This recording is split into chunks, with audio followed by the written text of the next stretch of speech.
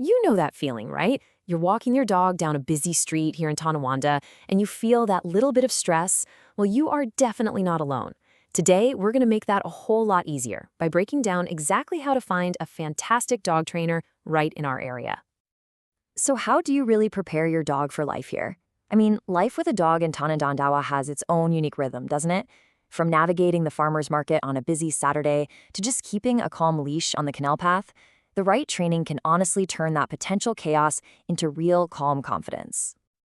So, what are we really aiming for? Just picture it, a truly relaxing walk along the Niagara River Recreation Trail where your dog isn't lunging at every single bike that sticks by. Or, maybe it's just being able to grab a coffee on Sheridan Drive without a constant tug of war on the leash. These aren't just far-off dreams. They're totally achievable goals for a Tonawanda dog. Here's how we're going to map this out for you. We'll talk about training goals that are specific to living in Tonawanda. We'll look at the different training approaches, how to find the right pro, what questions you need to ask them, and then wrap up with some really helpful local rules and resources. Okay, first up, let's talk about what training for life right here in Tonawanda really looks like, and how to set goals that actually make sense for our community. The foundation of pretty much all modern effective dog training is something called positive reinforcement. It's actually super simple. You just reward the behavior you want to see more of. That could be with a treat, some happy praise, or their favorite toy. It's a method backed by science that makes your dog want to learn with you and builds a really, really strong bond. All right, let's move on to the different training approaches. Not all training is the same, and the right format really depends on your dog and what you're trying to accomplish. So let's look at two of the most popular options, in-home training versus group classes. In-home is, well, perfect for things that happen in your home, like your dog going bonkers every time the doorbell rings.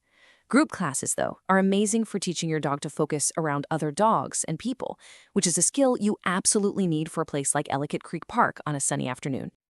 And, of course, there are other options, too. Private lessons give you that focused one-on-one coaching. Day training is where a pro works with your dog during the day and then shows you how to keep up the skills. And for more complex issues like fear or serious anxiety, you'll want to look into behavior modification with a specialist. So you've got an idea of the training format you want. Now for the really big question. How do you find the right professional? Let's figure that out. Okay, here's the huge tip.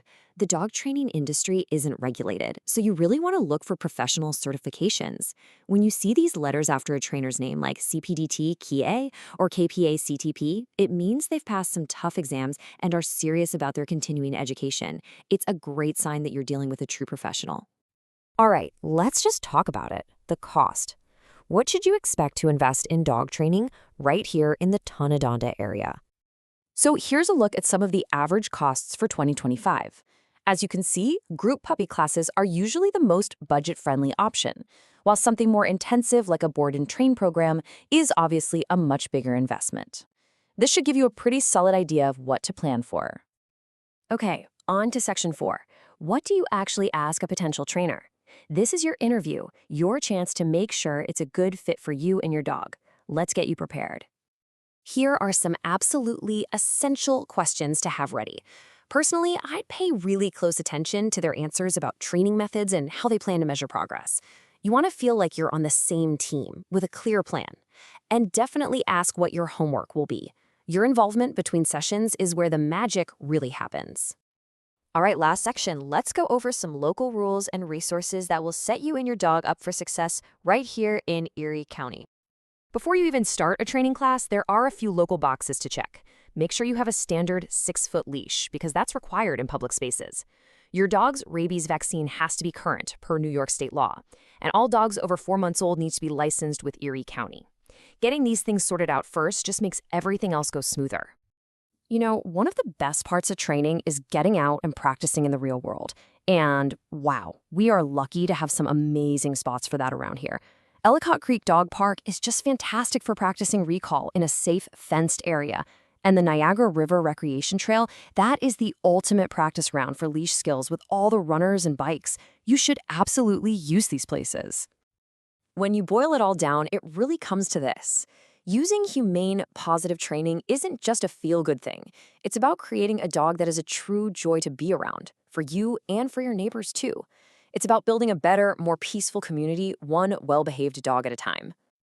I truly wish you the best in finding the right partner for your training journey. Having a well-behaved dog will make everything easier and so much more enjoyable, whether you're just having friends over, walking through your neighborhood, or exploring all the beautiful parks our area has to offer.